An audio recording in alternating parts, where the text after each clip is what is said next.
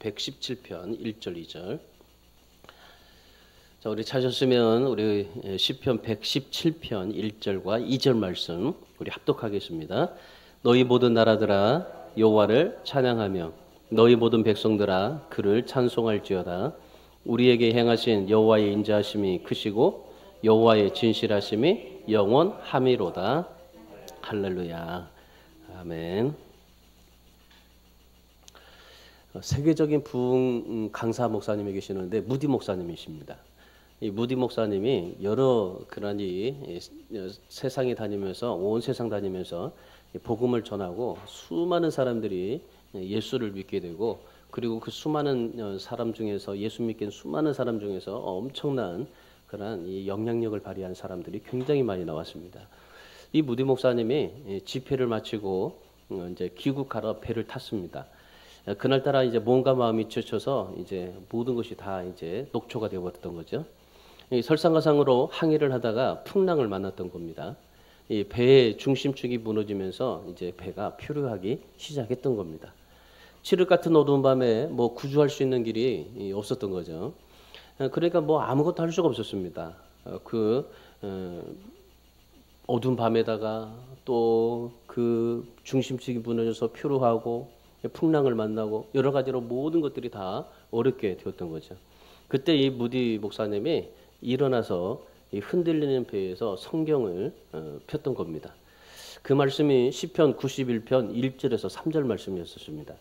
지존자의 은밀한 곳에 거주하며 전능자의 그늘 아래서 사는 자여, 그는 나의 피난처시요 나의 요새요 내가 의뢰하는 하나님이라. 그가 사냥꾼의 올무에서와 심한 전염병에서 건지실 것이미로다. 이 풍랑을 만나고 배가 표류하면서 이 뭐 흔들리는 배에서 뭘 할 수 있겠어요? 우리 같으면 뭐 기도라도 할 수 있겠지만은 이 그 무디 목사님은 그 흔들리는 배 풍랑 속에서 성경책을 폈던 겁니다. 성경책을 펴고 나서 이 하나님의 말씀을 읽었던 거죠. 그리고 이 말씀을 붙들고 하나님 앞에 기도하기 시작했던 겁니다. 지존자의 하나님, 그리고 피난처요, 요새요, 의뢰하는 하나님. 그 하나님 앞에 어떤 전염병도 건지실 수 있는 하나님, 그 하나님을 의지하고 기도하기 시작했습니다. 그러고 나서 얼마 후에 풍랑이 멈추고 비가 멈췄던 겁니다. 그런데 정말 기가 막힌 사실은 뭐냐면요, 언제 왔는지 모르지만은 파손된 옆에 구조선이 와 있었던 거예요. 그러니까 여러분 한번 상상해 보십시오. 그 풍랑 속에서 파손돼 가지고 정말 칠흑 같은 어두운 밤에 아무것도 그냥 할 수 없는 상황 속에서, 근데 무디 목사님이 성경 말씀을 보고 기도했는데, 그러고 나서 기도하고 난 뒤에 갑자기 옆에서 구조선이 와 있었다는 것. 여러분 이것이 진짜 우리가 생각해 볼 때 이거 믿어질 수 있을까라고 생각을 하죠. 근데 여러분 사실입니다. 사실 무디 목사님과 그 일행들이 그렇게 경험을 했고, 또 하나님께서도 성경을 통해서 그렇게 우리에게 말씀을 하십니다.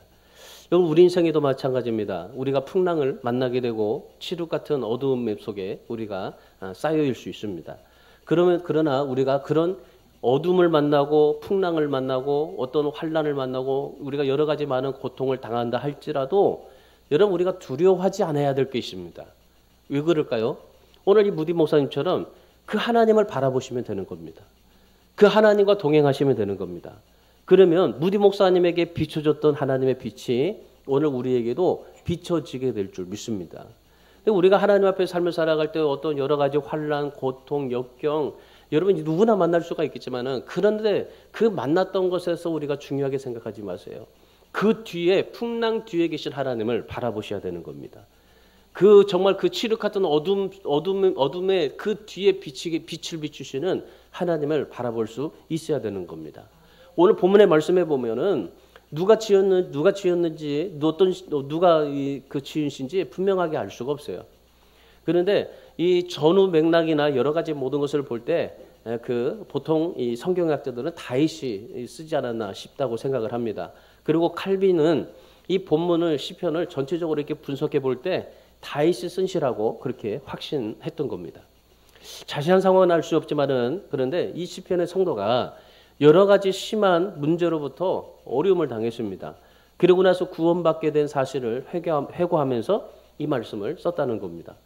오늘 본문의 말씀 117편은 116편과 연결되는 말씀입니다. 116편에서 하나님 앞에 어려움 가운데 기도했던 그 말씀이 117편에서 하나님 앞에 감사로 고백하고 찬양하는 시인 겁니다. 이 116편에서 하나님께서 기도를 들어주신 거에 대해서 하나님 앞에 이제 그 기도를 들으신 하나님을 설명을 하고 고백하고, 그러고 나서 117편에서 감사하고 찬양하고 있는 겁니다. 오늘 본문의 성도가 정말 큰 환난을 만났어요. 희망이 없어 보일 정도로 어려운 지경에 이르렀던 겁니다. 그런데 낙심하거나 포기하지 아니하고 하나님 앞에 기도함으로 승리했던 그런 하나님의 말씀이었던 것을 보게 됩니다. 그럼 시편 50편 15절의 말씀에도 환난 날에 나를 부르라 내가 너를 건지리니 내가 나를 영화롭게 하리라 말씀하지 않았습니까? 여러분, 이 성도도 마찬가지예요. 환난 날에 무엇을 했습니까? 환난 날에 나를 불렀던 겁니다. 하나님을 불렀던 겁니다. 무디가 환난 날에 무엇을 했습니까? 성경책을 펴고 기도했던 겁니다. 여러분, 우리가 환난 날을 당했을 때 우리가 무엇이 중요합니까? 환난을 당하지 않는 것이 중요합니까? 아닙니다. 환난을 당했을 때 하나님 앞에 기도하는 것이 더 중요하다는 사실입니다. 왜냐하면 그 환난을 통해서 우리는 더 하나님의 살아계심을 증거하게 되고 믿게 되고 하나님을 의지할 수가 있게 될 수 있기 때문입니다. 예수님께서도 제자들을 향해서 요한복음 16장 30절에서 그렇게 말씀합니다. 너희가 환난을 당할 수 있다. 환난을 당하나 담대해라. 내가 세상을 이겨노라. 나도 환난을 당했다. 나는 죽음까지 당했다.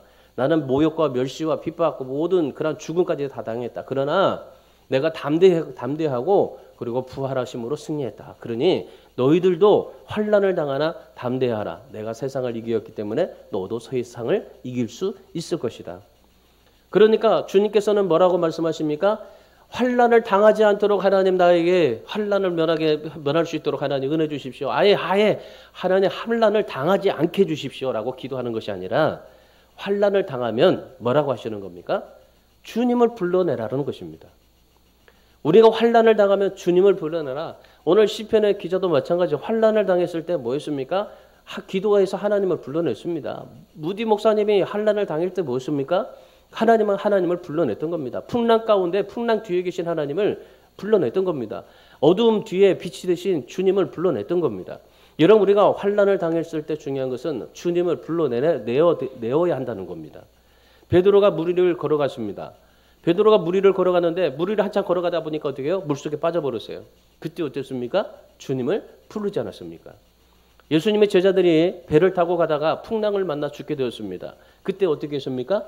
예수님의 제자들이 그냥 풍랑 만나서 그냥 차라리 어차피 죽을 수밖에 없구나 자포자기 했습니까? 아니에요.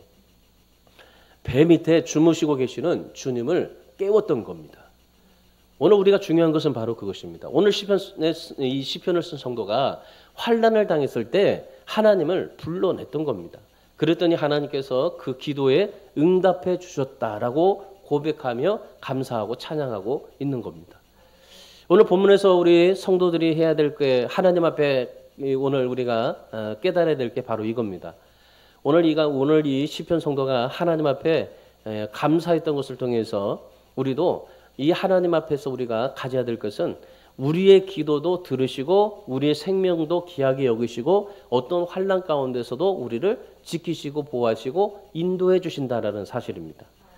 그래서 여러분, 오늘 우리가 하나님 앞에 오늘 이 시편의 성도의 믿음을 우리가 통해서 우리도 하나님 앞에서 이 기도의 응답을 받으려면 우리의 기도를 들어주시는 하나님 앞에 우리가 어떻게 신앙생활해야 우리도 이 시편 기자처럼 정말 그런 환난 가운데서도 승리할 수 있는 삶을 살아갈 수 있을까라는 것을 오늘 본문에서 우리가 세 가지를 좀 발견하고 싶습니다.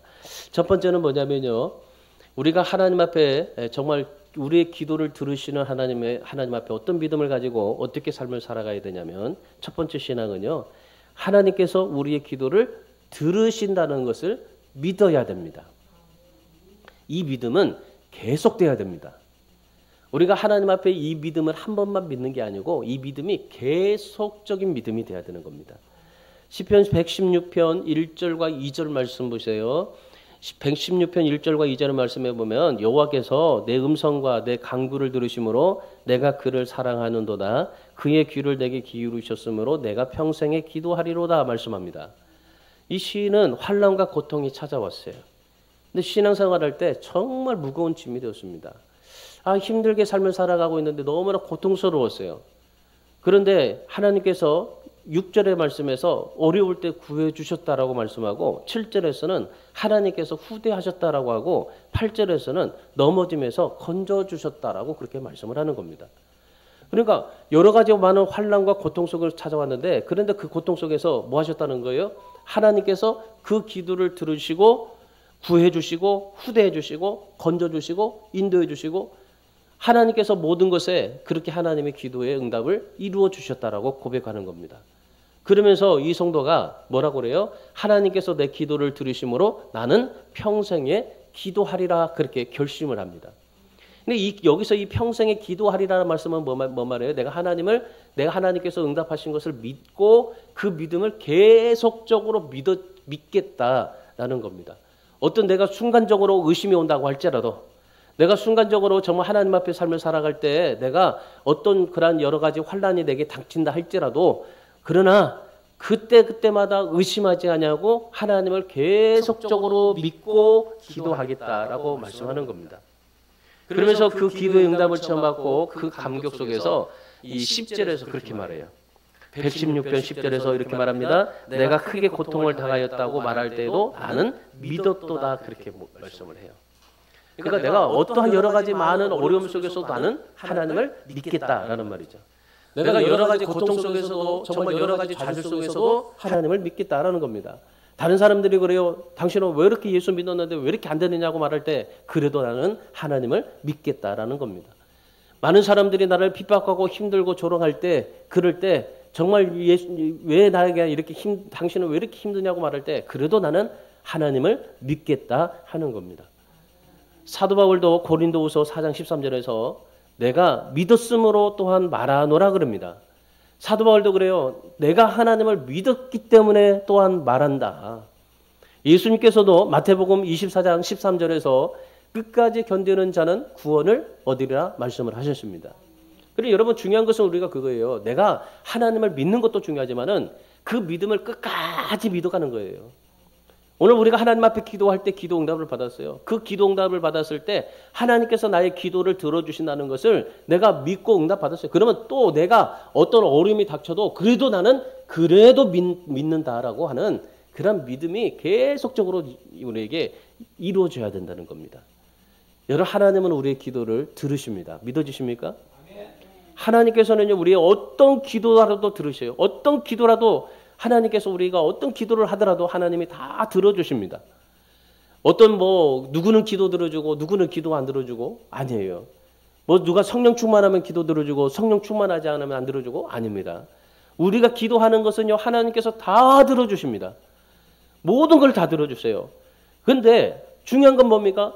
하나님이 우리의 기도를 들어주시는데 그런데 들어주시는 하나님 앞에 우리가 하나님 앞에 인내하지 못하는 거예요. 그러니까 우리가 끝까지 믿음이 안 되는 거예요. 우리가 끝까지 하나님 앞에 인내하고 끝까지 하나님을 들어주신 하나님을 믿고 기도하고 나가면은 반드시 하나님께서요 우리의 기도를 들어주시려고 준비하고 계시는 하나님을 보게 될 줄 믿습니다. 아까 제가 무디 목사님 얘기했잖아요. 무디 목사님이 아마 정말 하나님 앞에 풍랑 속에서 기도하고 말씀을 보고 기도해서 안 돼요. 그래도 또 안 돼. 그 포기했으면은 아마 구주선이 없었을 거예요. 그런데 끝까지 하나님을 믿습니다. 지존하신 하나님을 믿습니다. 정말 그 모든 것에 움직이시고 인도해 주시는 그 하나님을 믿습니다. 고백할 때 그때 구주선이 바로 옆에 와 있었던 겁니다. 우리가 믿음으로 기도하는 모든 기도는요 다 들어주신다는 겁니다.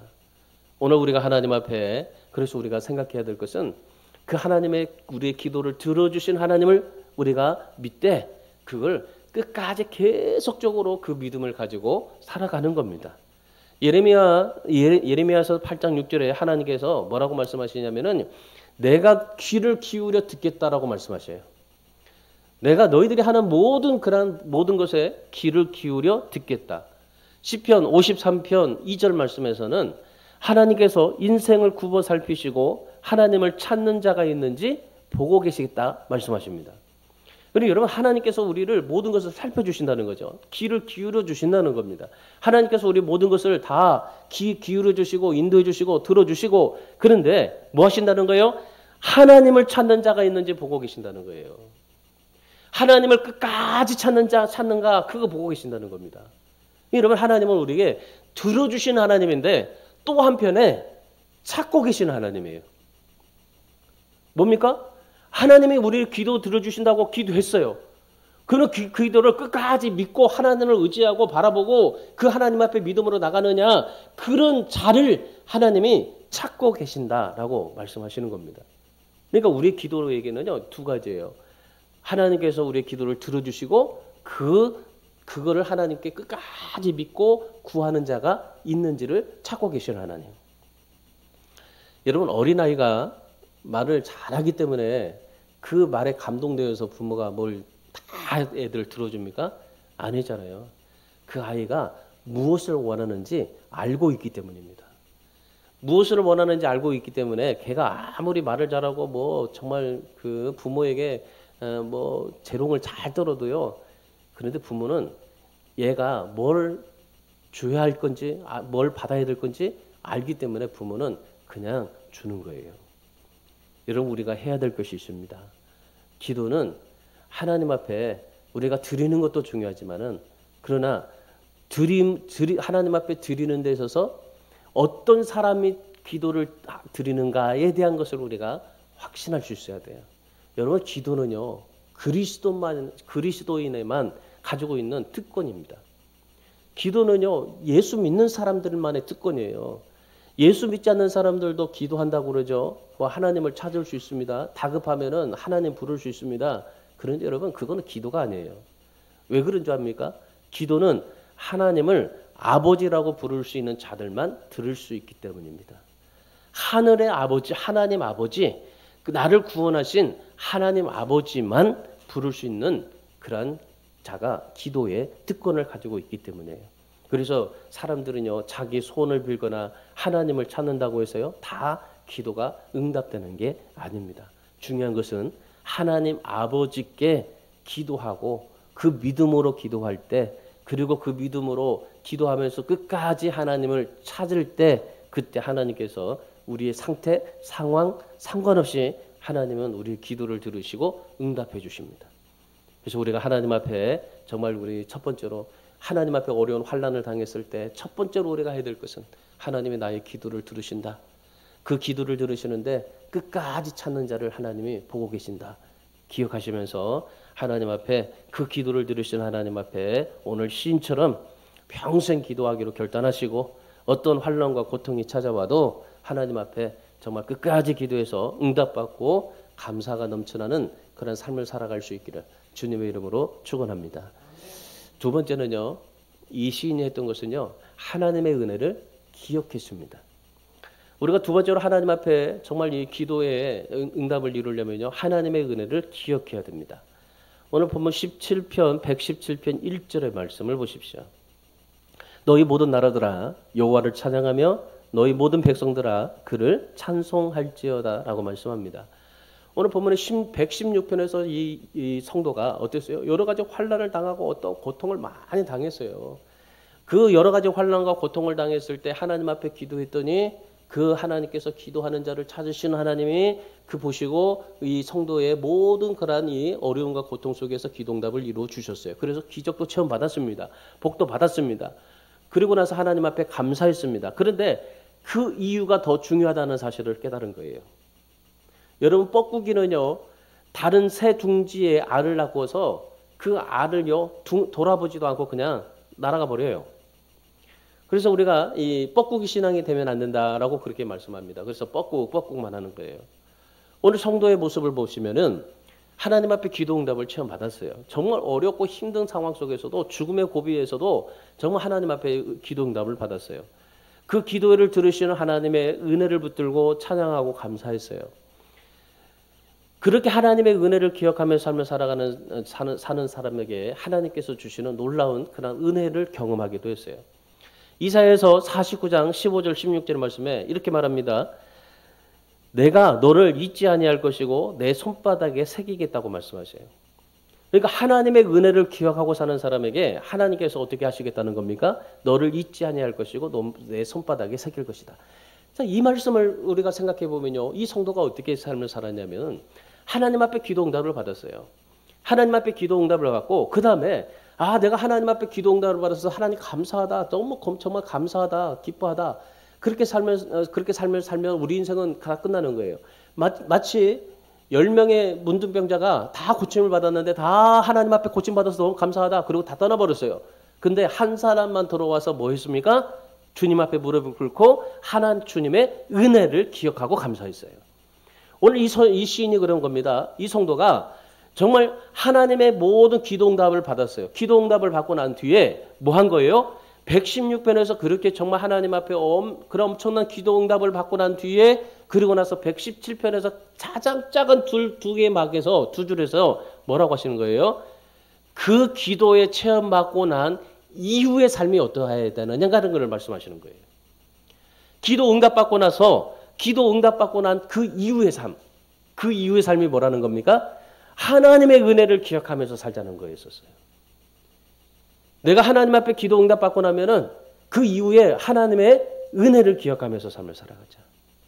어거스틴이라는 사람은요, 기도하고 응답받고 난 이후에 너무나 감격해서 이렇게 기도했다고 합니다. 제가 읽어드릴게요. 오 주여, 나는 너무 늦게야 하나님을 사랑하게 되었습니다. 주님, 내일 하루 주님의 얼굴을 본다면 이 세상에서 어떤 고통이라도 다 받을 수 있겠습니다. 하나님의 기도 응답을 받고 난 이후에 뭐 하는 거예요? 하나님의 은혜를 기억하고 살아갈 수 있는 사람이 되어야 돼요. 하나님의 은혜를 기억하고. 오늘 이 시편 저자 116편에서 기도 응답을 받고 난 뒤에 어때요? 117편에서 모든 나라들은 여호와를 찬양하고 백성들은 찬송하라, 그렇게 선포하고 있습니다. 여러분, 오늘 우리에게 그래서 중요한 것은요, 내가 얼마나 하나님의 은혜를 잊어버리지 않고 기억하느냐가 중요한 거예요. 내가 하나님의 은혜를 받고 하나님 앞에 정말 기도 응답을 받고 하나님 앞에 그런 축복받는 것도 중요하지만은, 그러나 더 중요한 것은요, 하나님의 기도 응답 받고 축복받고 난 이후에 얼마나 그 하나님의 은혜를 잊지 않고 기억하고 하나님 앞에 삶을 살아가느냐라는 겁니다. 왜 그러십니까? 하나님이 주신 은혜를 잊지 않고 붙들고 삶을 살아가면 더 확신 속에서 하나님 앞에 삶을 살아갈 수 있기 때문입니다. 분명한 사실은 그겁니다. 우리의 기도가 정말 하나님 앞에 하나님의 뜻과 하나님의 목적과 하나님의 마음에 합하게 된다면은 상상할 수 없는 기도 응답의 체험을 받을 수가 있게 된다는 겁니다. 성경을 보세요. 그걸 정말 많이 체험한 사람이 저는 누구냐고 말하냐면요, 엘리야라고 말할 수가 있어요. 그보다도 더 놀라운 것은 또 엘리사가 또 갑절에 또 은혜를 받잖아요. 엘리야는 하나님의 뜻과 일치되는 기도를 드렸어요. 항상 하나님의 능력으로 응답되었고 응답받고 난 뒤에 엄청난 기적들을 나타냈어요. 중요한 게 뭐냐면요, 하나님 앞에 기도했어요.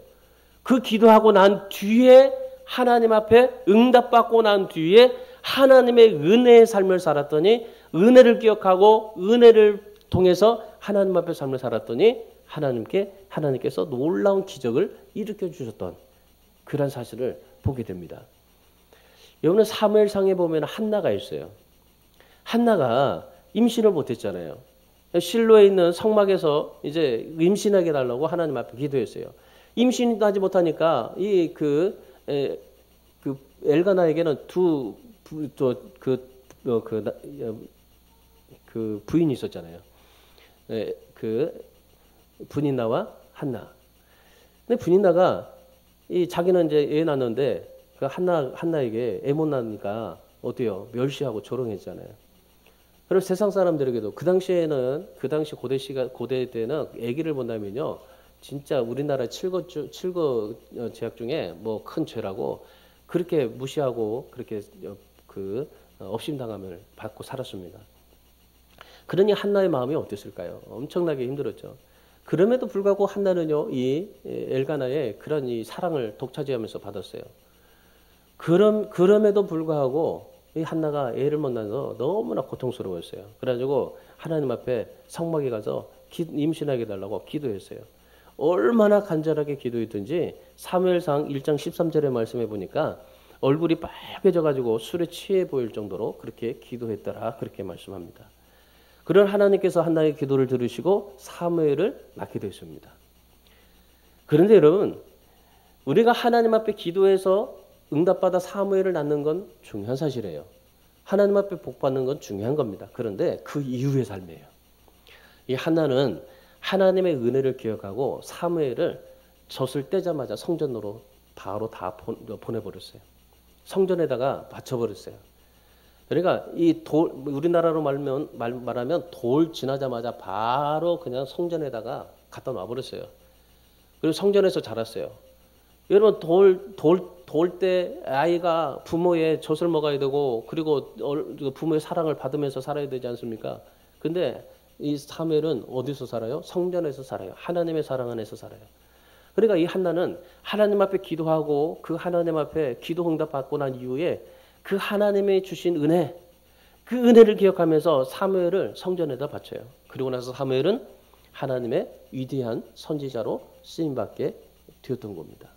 우리 사랑하는 성도 여러분, 하나님의 은혜를 기억하고 살아갈 수 있기를 주님의 이름으로 축복합니다. 하나님만으로 만족하고 하나님의 은혜를 기억하고 우리가 기도 응답받고 축복받는 것도 중요해요. 그러나 그 이후의 삶, 정말 하나님의 은혜를 기억하고 하나님을 사랑하는 자리에까지 나가실 수 있기를 주님의 이름으로 축원합니다. 그래서 여러분이 하나님이 주시는 참된 그런 하나님의 평안과 복이 여러분의 영혼에 차고 넘치시기를 주님의 이름으로 축원합니다. 마지막 세 번째는 오늘 이 시인이 했던 것은 뭐냐면요, 우리에게 향하신 하나님의 인자하심과 진실하심을 붙들었습니다. 하나님의 인자하심과 진실하심, 하나님의 인자하심과 진실하심. 여기서 인자하심과 진실하심인데, 진실하심은 우리가 신실하심이라고 그렇게 이제 번역을 우리가 통해서 볼 수 있습니다. 자, 본문 2절의 말씀을 보세요. 2절의 말씀에 보면 우리에게 향하시는 여호와의 인자하심이 크시고 여호와의 진실하심이 영원함이로다. 오늘 본문의 시인은 하나님의 인자하심과 신실하심을 붙듭니다. 그 하나님의 인자하심이 얼마나 컸든지 그 감격 속에서 짤막하게 오늘 이 117편의 말씀을 기록합니다. 그러니까 하나님의 은혜에 감사하고 이 인자하심과 진실하심을 찬양하는데, 여러분 이 시편 117편에서 뭐가 인자하심과 뭐가 진실하심이 뭐가 있겠어요? 아무것도. 뭘 보고 그게 하나님의 인자하심과 진실하심을 말할 수가 있어요? 116편에 보면 하나님의 인자하심과 진실하심이 기록되어 있습니다. 여러분, 우리가 하나님 앞에 정말 우리가 신앙생활할 때 하나님 앞에 우리가 좀 꼭 기억해야 될 것은, 오늘 이 성도가 하나님 앞에 삶을 살아갈 때 뭐 환난을 안 당할 수도 없지만은 환난을 당할 때 언제나 자기를 지켜주시고 실족치 않게 하시고 인도해 주신 그 하나님, 그 하나님의 인자하심과 신실하심을 맛봤던 겁니다. 그리고 나서 그 인자하심과 신실하심을 붙잡은 겁니다. 여러분, 우리가 정말 붙잡아야 될 거 이거예요. 여러분, 돈을 붙잡아야 됩니까? 명예를 붙잡아야 됩니까? 성공, 지식을 붙잡아야 됩니까? 여러분, 우리가 하나님의 인자하심과 이 신실하심을 붙잡아야 됩니다. 우리 안에요, 진짜 이 하나님과 이 하나님의 인자하심과 진실하심이 우리 안에 충만해지면은 여러분, 하나님께서 우리에게 무한대로 하나님께서 우리에게 복을 주시는 겁니다. 하나님의 축복받은 사람이 해야 될 게 무엇이겠습니까? 바로 그 하나님의 인자하심과 진실하심을 붙잡고 감사하는 것입니다. 헌신하는 것입니다. 봉사하는 것입니다. 우리가 이 하나님의 인자하심과 진실함을 정말 붙잡고 하나님 앞에 어디서나 하나님 앞에 감사하고 찬양하는 삶이, 이것이 바로 성도인 겁니다. 사랑하는 여러분, 신앙생활하면서 기억하세요. 아무리 위대한 신앙도요, 완전하지 못합니다. 하나님을 분명히 믿어도 어려움이 생기면요, 흔들리게 되어 있습니다. 그러나 하나님은 인자하시고 신실하십니다. 사람은 하나님을 버릴지라도 그러나 하나님은 절대로 우리에게 버리지 않습니다. 인자하시게 운자하셔서 우리를 아버지처럼 붙잡아 주시고, 신실하신 하나님께서 약속을 지키시고 우리를 보호해 주시고 지켜 주십니다. 여러분, 우리는 환경에 따라 바꿔지지만은, 사람에 따라 바꿔지지만은, 그러나 하나님은 하나님 자신의 이름의 명예를 걸고 인자하심과 신실하심으로 우리를 붙잡고 계시는 겁니다. 그러므로 여러분, 사람이나 환경 의지하지 마십시오. 하나님만 의지하면서 살아갈 수 있기를 주님의 이름으로 축원합니다. 요한복음 2장 마지막 부분에 이런 말씀이 나와요. 24절에서 25절 말씀해 보면, 24절, 예수는 그의 몸을 그들에게 의탁하지 아니하였으니 이는 친히 모든 사람을 아심이요. 25절, 또 사람에 대하여 누구의 증언도 받으실 필요가 없었으니 이는 그가 친히 사람의 속에 있는 것을 아셨습니다. 여러분, 오늘 하나님 앞에서 우리가 해야 될 것은 바로 그거라는 겁니다. 예수님 자신도 그의 몸을 그들에게 의탁하지 아니하고 하나님 앞에 모든 것을 맡기고 하나님의 인자하심과 신실하심을 붙잡고 하나님 앞에 나갔어요. 내가 십자가에 죽으면 하나님께서 반드시 부활시켜 주시겠다라는 그러한 하나님의 그러한 신실하심을 믿었고, 그리고 정말 이 예수님께서 이 세상에 계시다가 이제 올라가시면은 성령을 보내주시다고 하신 하나님의 약속에 그 인자심을 이 예수님께서도 철저하게 붙잡았다는 겁니다. 그래서 우리가 하나님 앞에 우리가 기억해야 될 것은 그거예요. 하나님의 은혜를 기억하고 그 하나님의 인자하심과 신실하심을 붙잡고 살아가는 겁니다. 어떤 환경이든지, 어떤 고통이든지, 어떤 환난이든지, 어떤 역경이든지, 우리에게 어떤 것들이 우리에게 찾아온다 할지라도 그 하나님의 은혜를 기억하고 인자하심과 신실하심을 붙잡고 살아갈 수 있기를 바랍니다. 옛날에 이 성 카타린이라는 사람이 있었는데 주님께 기도하는 중에 이런 음성을 들었다고 합니다. 내가 너를 얼마나 고난당한 줄을 아느냐. 너는 나를 위해서 고난받기를 두려워하지 말아라. 내가 너를 위해서 얼마나 고난당한 줄 아느냐. 그러니까 너는 나를 위해서 고난받기를 두려워하지 말아라. 네가 고난받았을 때 내가 얼마나 많이 고난받았는 줄 알아? 너 힘들었을 때 나도 얼마나 많이 힘들었는 줄 알아? 너가 정말 고통스러웠을 때 내가 얼마나 많이 고통스러웠는지 알아? 그래서 너는 나를 위해서 고난받기 두려워하지 말고 고통받기 두려워하지 말고 힘들어하지 말아라. 그때부터 그 일생을 주님 앞에 맡겼답니다. 그리고 주님을 사랑하는 생활을 했다고 합니다. 내가 주님을 사랑하는데 어떻게 생활할까? 기도하다가 하나님께서 주신 마음에 감동을 받았는데 나병 환자들을 치료해주는 봉사생활을 마지막 일생까지 했다고 합니다. 그래서 성이라고 붙었던 거예요. 그 일이 아무리 어렵고 힘들어도 조금도 어렵고 힘들지 않았다고 고백합니다. 왜 그러냐면은 주님을 사랑하는 마음이 간절했기 때문이었다라고 말합니다. 중국 선교를 감당했던 허드슨 테일러는 그의 사무실에 기도 제목이 두 가지가 딱 있다고 그래요. 이 기도 제목 두 가지. 첫 번째는 여호와 이레. 하나님께서 준비하셨다. 두 번째는 에벤 에셀. 여호와께서 여기까지 도와주셨다. 그래서 이 허드슨 테일러는요, 중국 선교를 할 때 정말 힘들었지만은 이 여호와 이레, 에벤 에셀. 이 두 가지를 항상 기도 제목을 가지고 하나님 앞에 기도했다고 그래요. 이 기도 제목을 걸고 중국에 복음을 전해서 결국 여러분 지금 중국이 복음이 뿌려져 가지고 지금 얼마나 많은 사람들이 예수를 믿습니까? 중국에. 우리는 고작 1,000만이라고 말하자면요. 중국은 2억 3억 명이 예수 믿고 있어요.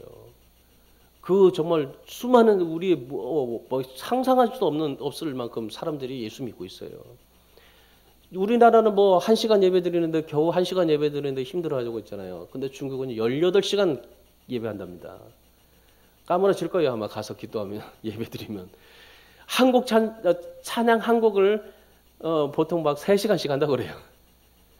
얼마나 정말 하나님의 은혜가 사무쳤으면은 여러분 그렇게 예배를 드릴 수 있을까요? 여러분 우리가 하나님 앞에 오늘 이 시인이 하나님의 인자하심과 신실하심을 붙잡고 이 두 가지를 아마 이 서인도 이렇게 정말 사무실에다가 벽에다 집에다가 걸고 기도했을 것 같아요. 하나님의 인자하심과 신실하심. 여러분도 기도할 때 이 두 가지 하나님의 인자하심과 신실하심을 붙잡고 하나님 앞에 기도할 수 있기를 바랍니다. 오늘 우리가 이 시인처럼 그리고 정말 이 허드슨 테일러처럼 성 카타린처럼 정말 이 다윗처럼 오늘 우리가 하나님 앞에 하나님의 인자하심과 신실하심 임마누엘과 에베네셀 이 기도 제목을 가지고 하나님 앞에 신앙생활 하시면서 하나님이 주시는 그런 은혜와 사랑에 감격해서 하나님 앞에 삶을 살아가기를 주님의 이름으로 축원합니다. 그래서 여러분 언제 어디서나 이 하나님의 인자하심과 신실하심을 항상 여러분의 그 기도 제목에 붙잡아 놓으세요. 그래서 오늘 하나님 앞에 오늘 이 성도가 보통 이제 우리가 다윗이라고 말하지만 다윗이 알잖아요. 얼마나 힘들고 어려웠어요. 정말 그렇게 하나님 앞에 기도를 들어주신다는 하나님 앞에 그 계속 정말 이 다윗이 얼마나 힘들었어요. 그래도 주변에 있는 많은 사람들이 그래요. 하나님을 믿었는데 왜 이렇게 어렵게 되냐고 물어볼 때 그때 다윗은 뭐라고 그래요? 그래도 나는 하나님을 믿는다. 고백하면서 그 하나님의 은혜에 감사하고 그리고 하나님의 인자하심과 신실하심을 붙잡고 하나님 앞에 삶을 살았더니 결국 다윗이 정말 왕 중에서 가장 위대한 왕이 되었고 이스라엘의 역사에 가장 위대한 사람으로 남게 되었고 하나님의 신앙의 인물로 남기게 되었던 겁니다. 오늘도 이 감격과 체험이 이 감사가 이 다짐이 저와 여러분에게도 있어지기를 주님의 이름으로 축원합니다. 기도하겠습니다.